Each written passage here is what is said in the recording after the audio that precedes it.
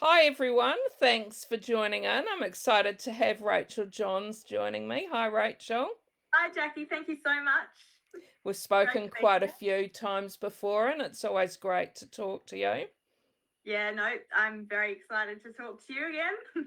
So, just a little bit about Rachel for those of you who might not have come across her before.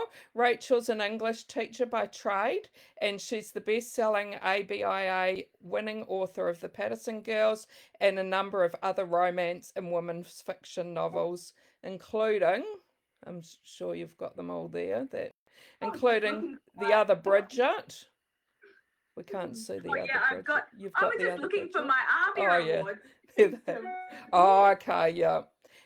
Talk to the Heart and The Work Wives. She has also won the Romance Writers of Australia Ruby Award twice. When she's not writing, you'll find Rachel reading, occasionally sewing, hanging out with her adorable sheepadoodle. And I have to say, yeah, I love seeing pictures of your sheepadoodle. Or Yeah, listening to audiobooks while driving around or cleaning up after her three sons. The only TV shows she watches is Farmer Wants a Wife, and every year she says she'll read more non-fiction but fails because there are too many good novels waiting to be devoured. yeah. Rachel There's a lot of lives, non-fiction behind me. yeah, Way too. there's your bookshelf's pretty impressive. Oh, thank you. I've got more to see how my. You can see all the other mess, but yeah, I've got lines of Yeah, bookshelves there too. So no, I'm pretty it's much looking good. surrounded by all my favourite books, and a lot of ones that I hope to read one day while I'm working. So probably been a little while since we last had you on here. I think probably a couple of books ago. Tell us what you've been up. I think you've got a book out. Is it tomorrow? You've got a new book Yeah, out? actually, that's the thing. Because when I contacted you, was to talk about this one, which came Yeah. out in the UK and the US recently. But yes, actually, the timing worked out interestingly enough because my book Outback Reunion, which is the six in my Bunyip Bay small town romance series, is out tomorrow. I think that's available in audio worldwide and also digital, but only print in New Zealand and Australia. Yeah, so I have been very busy. As we were saying before we came on, I'm writing two full length books a year at the moment and Mm, doing a lot of touring with it as well. And then just I'm also a volunteer for the Romance Writers of Australia. I run a book club like you do, so yeah. and then that's quite aside from all the other family stuff. So at the moment I'm madly writing a book that's supposed to come out next October called The Lucky Sisters, and that's my first women's fiction since The Work Wives, I think, which you helped me a little bit with. Yeah, yeah. I have to mention, I don't think we've spoken about the work wives either, and was very excited to have the first time I had my name in Oh, really? acknowledgements. Was that the first time? Yeah, and I've Wow. had two others since I was then. going to say, So, I thought you probably yeah, would have had some since. so that's Yeah. pretty exciting. It is special getting your name in books. I love it when Yeah. someone puts it onto mine. And actually, my virtual assistant who does a lot of website stuff for me and graphics and that, I just sent her a screenshot of my next book, the acknowledgements, which is The Bad Bridesmaid that comes out in January. Not the next one. The next one's tomorrow. Yeah. One after that The in good follow years. up for the Um, Bridget. Yeah. yeah, Yeah. and she's in there, and she was like, "Oh my gosh, I'm tearing up a bit." She said, Uh, "That's the first time I've ever been mentioned in an acknowledgement." So yeah, it's yeah. good to writing a book is so much about like help, but people help. You need the help of people, whether it's a practical or emotional or a research. Mm. And so I try and remember them, but it's very scary writing acknowledgements because it's always a worry that you've missed someone vitally important out, and they're gonna hold it against you And have forever. you ever done that and realized later, oh no, I should have? Yes, I did. I was about to say Mm, I don't think I have, but yeah. I think it's in my book Talk to the Heart, which is about it's like my Aussie rural sound of music, contemporary sound of music. I'm calling it. I think it was that one. I had some song lyrics in, like I made like you can't use real song lyrics mm, without getting. But a friend of mine likes playing with country music and making like writing her own songs and stuff. She hasn't like put anything out there, but I knew that she, you know, was good at that. So I said to her, oh, I need a song, like a couple of lines of song lyrics, because I can't, and I gave her some sort of description. And she shot me back something immediately that she already had. So I was like, thank you so much. So I put that in the book and meant to put her in the acknowledgements, but forgot. Oh. So, but luckily I added it for the smaller version of the book. Yeah. Yeah, I know that's good. And so the Bridget Jones, what I think the other Bridget Jones is, or Yeah. sorry, the other Bridget, not the other Yeah. Bridget It Jones. was originally the other Bridget Jones, Mm. but it's like it's not a retelling of Bridget Jones. It's sort of more like a tribute or a homage to the original Bridget Jones, because I love the books and I love the movies. But it was originally like I got the idea for that book with the title came first. It kind of just popped into my head after a conversation with a friend, not the other Bridget Jones, but the other somebody kind of thing. I thought that's a good title. And then I came up with that, and it was the other Bridget Jones the whole time I was kind of writing it. But then it got announced. Penguin put it in Books and Publishing that I'd signed with them, and because we thought it was okay, because as people who are watching have probably heard before, or song titles are not copyright, story like books are not copyright, and character names are not copyright. So we thought, we're okay. And then the legal department said, actually, let me just check this out. And they looked it up, and Helen Fielding, who wrote Bridget Jones, had trademarked the name Bridget Jones. Name, okay. So we couldn't actually use the name Bridget Jones, but I kind of like the other Bridget a little bit better. A few people are like, oh, does she know about it? And would you be worried about what she thinks? And I'm like, no, because as I said, it's not a retelling. I haven't, copied Bridget Jones or anything. It's not even that character. It's someone who's called at her. But also, I don't know if people who've read Bridget Jones or watched the movies may know that Helen Fielding got her inspiration from Jane Austen's Pride and Prejudice. Yeah. The Wickham Darcy love triangle. And so, hey, if she can take her inspiration from Jane Austen, then I think I can take my inspiration from her. Exactly. And that's just come out in the UK, is that right? Yeah, it's available in the UK and the US through Bloodhound Books. So it's print on demand, really. So, you can go into a bookshop and ask them to get it, but you probably won't necessarily find it on the shelves, but it's available digitally. I think it's on Kindle Unlimited as well. So yes, it's now available in some format all the way around the world, which is very exciting. That's great. Yeah. And any promotional tours?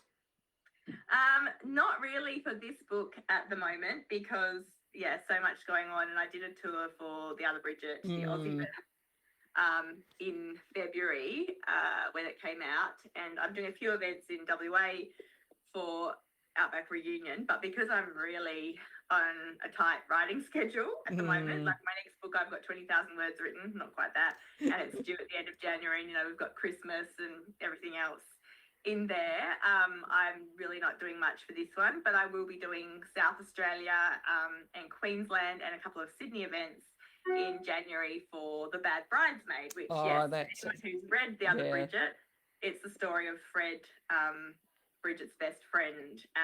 But again, you don't have to have, if you haven't read Bridget, you won't have had to have, it's a standalone romance. Yeah, and like I know you have your series with the Outback ones and that, but with your more contemporary, I think they're called contemporary women's fiction ones. Yeah, I know. Yeah, It's hard to come up with a descriptor for those types of books. Yeah, I always say like they're relationship novels, all of them, but my town books and the rom-coms, they're like the romance is the primary story, whereas in the other books it's more women's other relationships. And it's good how you sometimes see some of those characters pop up in other books that you have, which is really great. If you have been reading. I never plan to. I'm a very unorganized, not the future planner type of person in my writing and life. So the only books I ever planned to write, kind of linked as a series, was Outback Dreams, Outback Blaze, and Outback Ghost, and this is now the 6th book in that series. So my plan, that sort of, I love it when readers get really excited about a certain character or the world of the stories, or I do. So one of my books, The Art of Keeping Secrets, I did do a follow-on a few years later called How to Mend a Broken Heart. Never planned that never thought when I was writing that would happen. There's pros and cons of that too, because it means that sometimes I've locked myself into a certain thing in the first book without thinking how it will affect the future plot, because I haven't actually planned the future plot. But it also means, like that I'm not stressed about that when I'm writing it, and it's easy to make a standalone novel because I never planned it ahead of time. I know one of my books, I think it was Jilted, my very first rural or small town romance. I had this character who I called just the nasty nurse. And she was basically there just to be an antagonist and to get in the way of the main character's love story. And I never planned on writing her or anything. And I've decided to make her a vegetarian because the hero was like a sheep farmer, I think. Okay. Didn't really click. And then I wrote her book a few years later, actually, which was fun, trying to turn her around in readers' minds from being this awful person to seeing why she was like she was and coming around to liking her. But it was very funny because I wrote a scene in which the hero of that book was cooking her breakfast, and he cooks some bacon, and she's like munching on it going, oh, so good or whatever. And then my editor, luckily, who did both of the books, or he read the last, anyway, he says, isn't she a vegetarian? So yeah, sometimes it would be better if I was a little bit more of a planner. Yeah.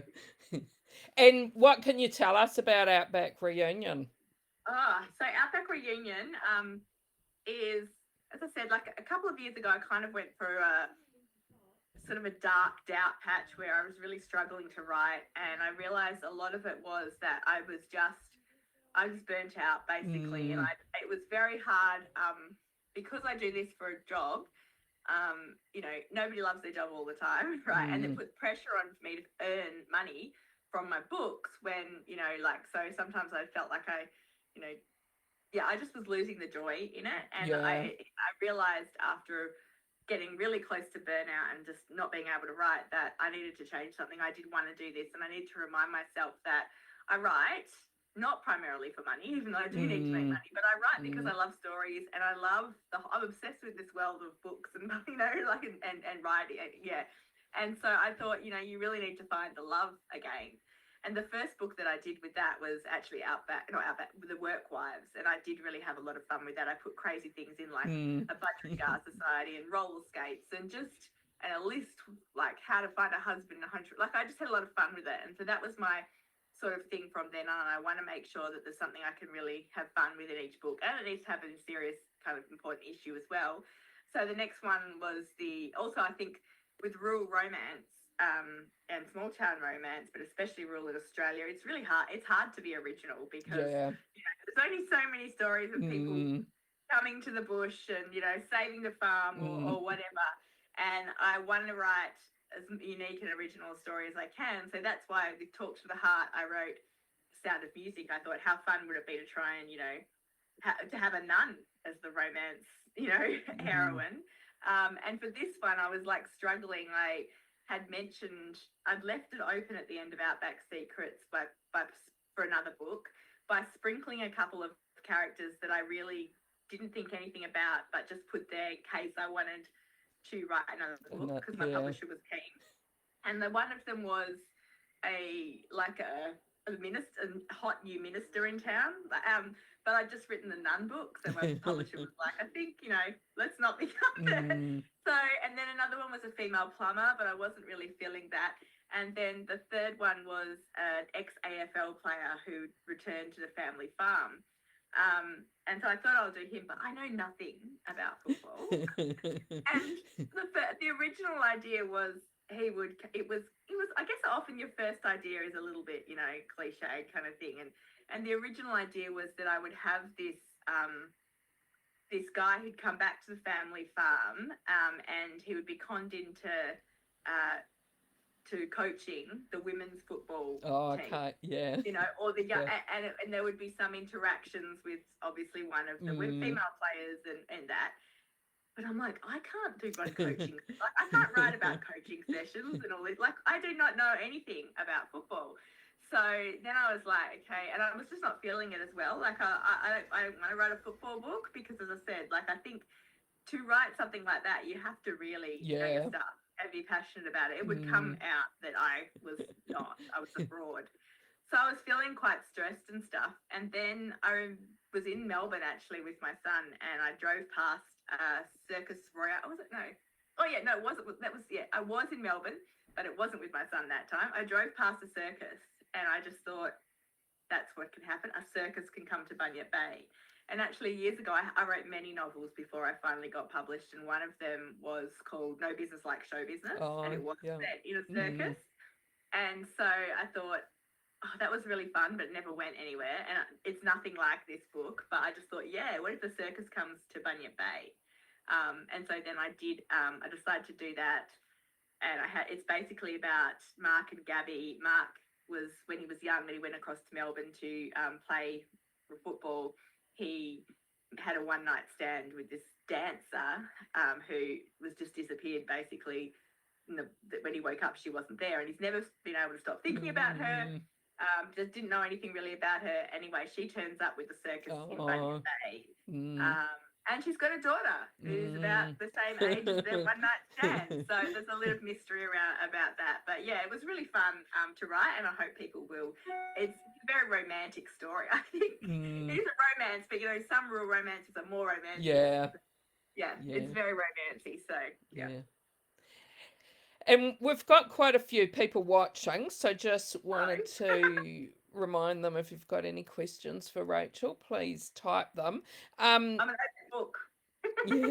So Sina, she wonders, which one of your books was the hardest one to write? Well, actually, it's probably quite easy. Like they're all, a lot of them are hard at different points. And I would say nothing is easy, but the hardest would definitely have been Outback Secrets, because that was just that culmination of that time when I was really feeling down about my writing and feeling so much doubt and anxiety that I basically just was so crippled from it that I couldn't write. And I wrote 30,000 words of one book for Outback Secrets. I had the hero, he had to be the same because he was the publican who'd been in the first 4 books, and I'd said that I was writing his story, but I had to come up with a love interest. And the first one I really loved who I came up with, and in theory I liked the story idea and everything, but I just wasn't feeling it. Something in my gut just felt wrong, and I was getting, more and more sick with it every time I had to write. So eventually I realized that actually I think what was wrong was neither of them really had a rural background. We had the publican, and then we had his friend come from America. And I just didn't feel it was a rural romance, really. So then I thought, okay, I've got to scrap that. I'll start again. I wrote 35,000 words then with a different woman, female character. And that was a local rural librarian who'd come back to town because her brother was having mental health issues. And I really also realised that I need to have sort of important issues in my book too that I can build, that make me feel what I'm doing is worthwhile. And so I thought I'd explore rural men's mental health. I had heard of a few people in towns where I've lived recently at the time who had lost their lives to suicide, and so I know how much of an issue it is in the rural community. And I wrote 35,000 words of that, and that was going to be the main characters of Bunyip Bay putting on a pantomime, a Christmas pantomime, and I was so excited about it. But I got 35,000 words, and then still I just felt it wasn't working. I couldn't get these two to get it on. It was like they're not going to be, and I felt physically ill. That I thought, if I can't do this, I'm going to have to give up writing. So I gave one last ditch attempt. I actually said to a friend of mine who reads a lot of romance, "What's your favourite trope to read?" And she said fake relationships. So I was like, okay, that's what I'm doing. And I came up with a much more rural heroine. She's an ag pilot. And so eventually I managed to make that work, but it was hard. So I'd like to say for any aspiring writers out there that it gets easier with each book, but that's unfortunately not the case. Yeah, and when you are feeling like really down and not really feeling like writing, is there anything you've found that can help you get back up there again? I think what I've found now is I have to be kind to myself and not put so much pressure on myself. So although I do aim for like 2,000 words a day, I might not get that. And now I don't beat myself up about it. Plus, if I'm really, really not feeling on it, it's a balance between just going, I'm just lazy and I'd rather just, read a book or go for a walk or whatever. But if I'm really, really not feeling it, I know that I have to kind of step away and do something else. Because often I know now also, I think the more you write, like it doesn't get easier, but I understand my process more and I understand how, like, about my writing a lot more. And so I know when I'm stuck or I'm not feeling it, it's usually because the story's not right. And I'm trying to, like, I've gone off on a wrong tangent. So then I have to kind of look back and see, well, where did I go wrong? And try and remind myself what made me excited about this idea in the first place. And, you know, it's a lot, for me, it's a lot about having fun with it. Actually, I was at the Festival of Fiction, the first one in WA, a couple of weekends ago, and Natasha Lester spoke, and the last question of their panel, historical panel, they were asked, you know, what's your advice for aspiring authors? And Natasha said, you have to be obsessed with the book, basically, and the characters. And she'd learnt that recently too. And I think that's 100% true. Like, if you're falling out of love with it, it's going to make it hard. So you have to remind yourself, like, why was this idea exciting? Why do you want to write it? Why do you like these characters? And like, it doesn't mean they need to be perfect, you know, wonderful characters. They need to be real, but you need to be interested in them to want to spend, you know, day after day with them for, you know, quite a long time. Yeah, no, that's very true. And I can see, like, I'm admiring your bookshelf in the back there. You've got lots of books. Well, that's only a few of them. As I said, we've got bookshelves all around the house. Out on the floor. Oh, yeah, lots of boxes of books as well, it looks like. What books have you been reading lately that you might like to recommend to us? Oh, the book that I'm recommending the most at the moment is, I read a few weeks ago, called The Wedding Party by Alison Espach. Oh yes, I think I've heard. Yeah, I really loved it. It's just it's a quite a dark topic. The premise is that a woman one lady is there's a bride who's having this massive fancy wedding, like she's got a lot of money, it's a really, you know, affluent wedding, and she's hired out this whole, you know, fancy Victorian type hotel on the, you know, ocean, and so it's exclusive, no one else is supposed to be there, but this woman turns up, who's not part of the wedding party, and the bride's like, who are you? And the woman says, what are you doing here? And the woman says, I've come here to end my life. And the bride's like, no, not on my watch, not for my wedding, you know. And so it really goes into this woman who is very much serious about taking her own life, and how she gets sort of enthralled in this wedding and gets to know all the people. It's really good. I love that.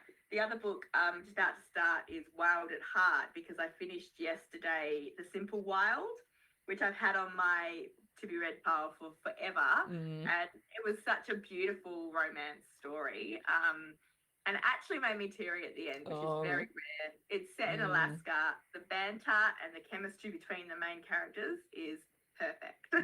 So yeah, really recommend those two. Yeah, thanks for those recommendations, because we always need more books to put to our pile. So Kim has a question. Kim says, do you think you will have another Bunyip Bay story? Kim, look, I didn't think we were going to have this one. I didn't think we were going to have Outback Sisters, and I didn't think we were going to have Outback Secrets.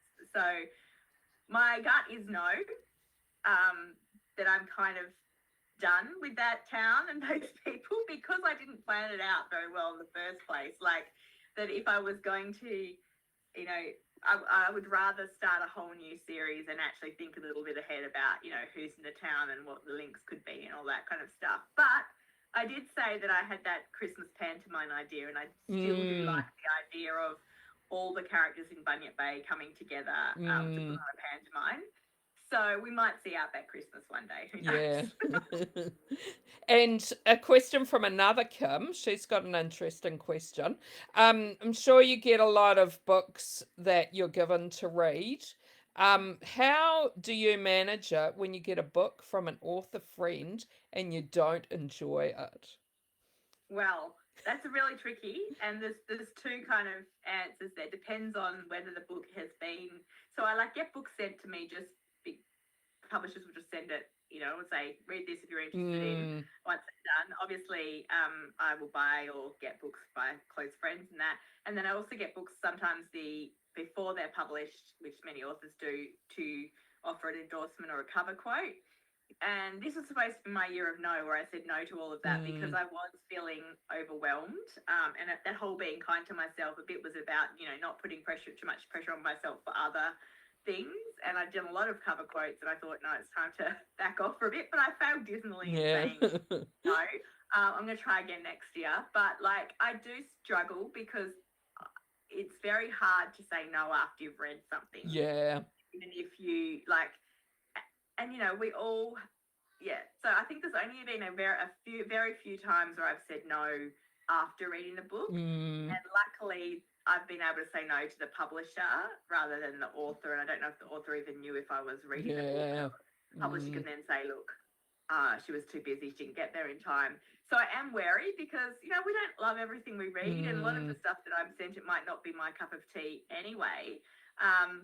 But I try, I will say no if I really don't feel there's any, if I don't like it at all, I'll find a way to get out of it because, it's awkward. And the other thing about it is it becomes a bit like homework. If you've got about 3 or 4 books at the moment that people want quotes for. And then I've got my own books for online book club, and then books that I'm keen to read. And it feels like homework, even if I'm excited about a book or I know the person. If I know that I have to read it by a certain time and then I've got to come up with something to say about it, it can feel a little bit like it takes the joy out of it. So, to me, but then there's all about giving back and being part of the writing community. So it's a tough one.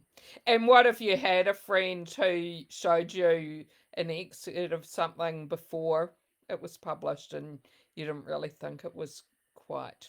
Well, it depends again if they're asking me. But I've got a couple of friends, mostly really just one now, who I read for,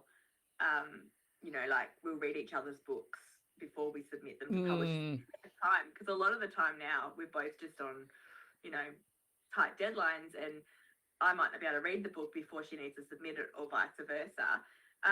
So then I will, give feedback if it's been asked for. But again, I would say to anyone who's getting feedback on their work, be very careful on taking everything on board because it's just one person's opinion. If you get feedback from 3 or 4 people and they're all saying the same thing, then you probably should have a think about it. Yeah. And I wanted to mention the reader retreats you do. So I think I've probably said to you before, I've been to the 2 that you've had and got inspiration myself to try and organise something. So we do have our first one in Sydney, which I'm really excited about. I was there. It's not bad. So I think I'll post the link to it in the comments as well. But you're organising another one as well next year. Yeah, so it's in the early stages. We're just looking for authors and stuff at the moment, and we're locking down the date, but it will be in WA in May. And hope, because we've been to Harndorf, so we've been to South Australia, we've been to the Gold Coast. So we're just trying to, share the love around the country. But we had up to I think we had over 120 people last year, about 15 authors, and it's just I get so much feedback that the buzz is just unlike anything people have sort of been to before. It's slightly different to a writers' festival. You've got a lot more connection with the authors. A lot of interaction. No, it's great, and like I said, great inspiration. Yeah, no, it's lots of fun. It's worth doing it, even though it's a lot of work. Yeah. And Liz wonders if you've ever had any encounters with readers of your books that have really stuck with you. Oh, yes. I think I say, has anyone told me how much they hate it? And you do get those emails occasionally.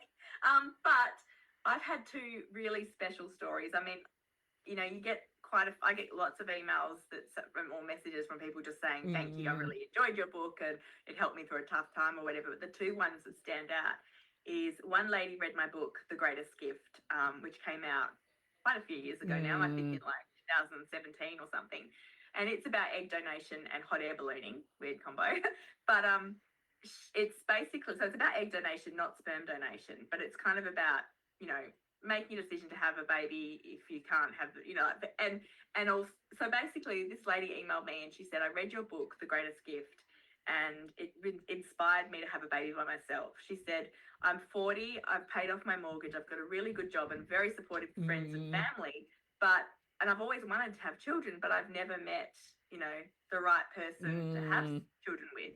And she said, just your book, even though it wasn't about sperm donation, but she suddenly thought, you know what, I can do this. Yeah. Maybe it's something. And she knew that it was a possibility, but she said until she kind of read the story, it didn't really click in her head. And so that email, she sent me an ultrasound picture, and it was a 3-month ultrasound to say that she was having a baby because of me. Yeah. And then about 6 months later, she sent a photo of the baby. Oh.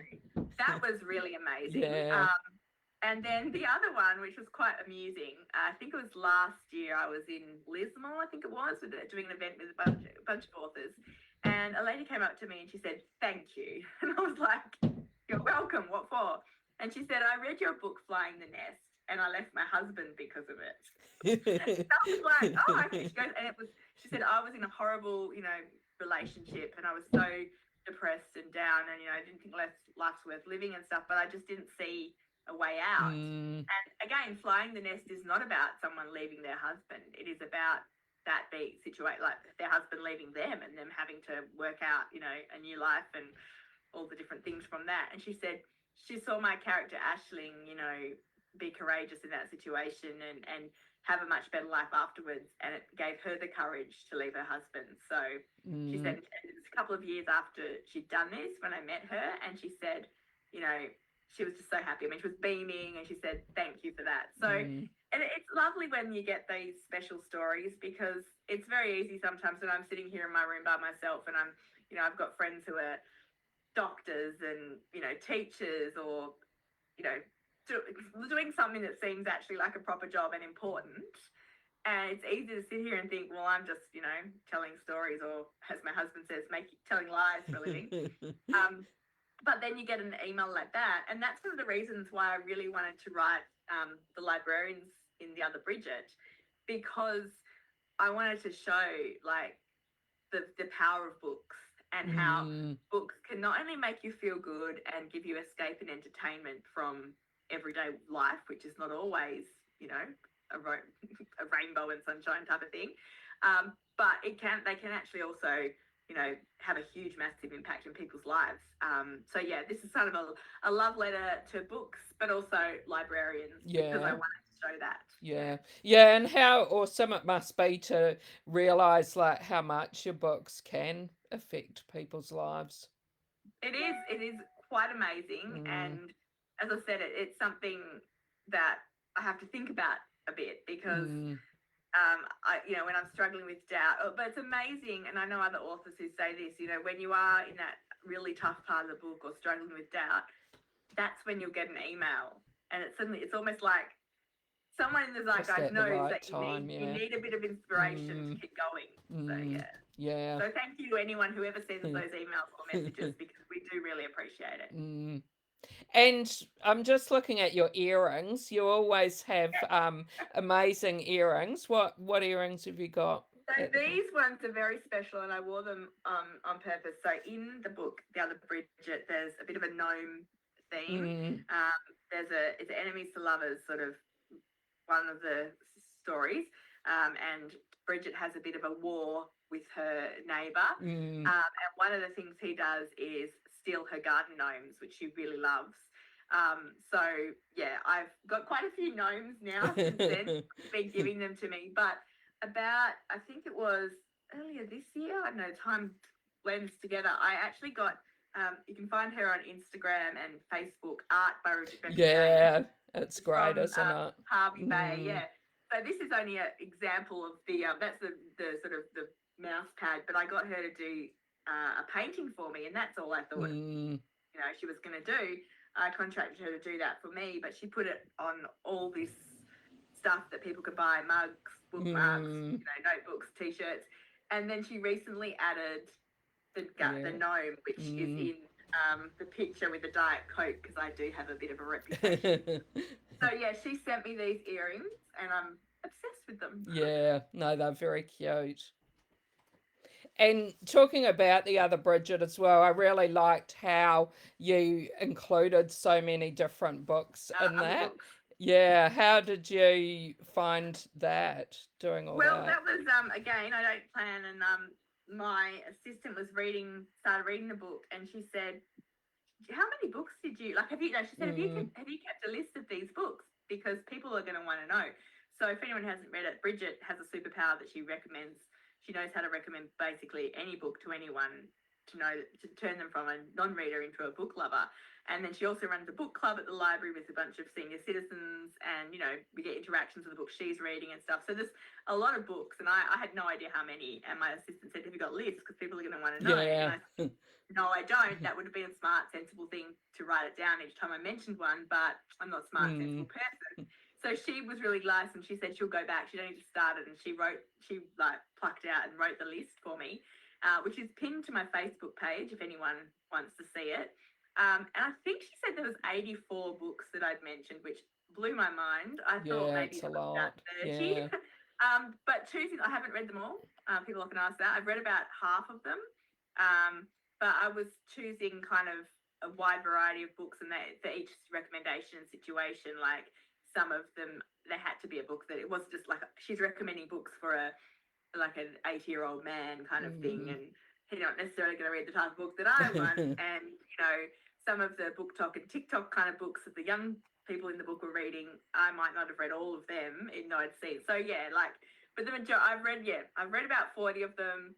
I tried actually to get my friends' books in all of them, the book club. I was going to have my friends' books, and so a lot of Aussie authors. But my publisher actually she suggested that I change it to more globally known authors and books, so that if it was read by someone outside of Australia and New Zealand, that the books would kind of be recognisable, or they'd be able to get them. Yeah. And I'll be really interested to hear what sort of feedback you get from the other Bridget in UK and the US.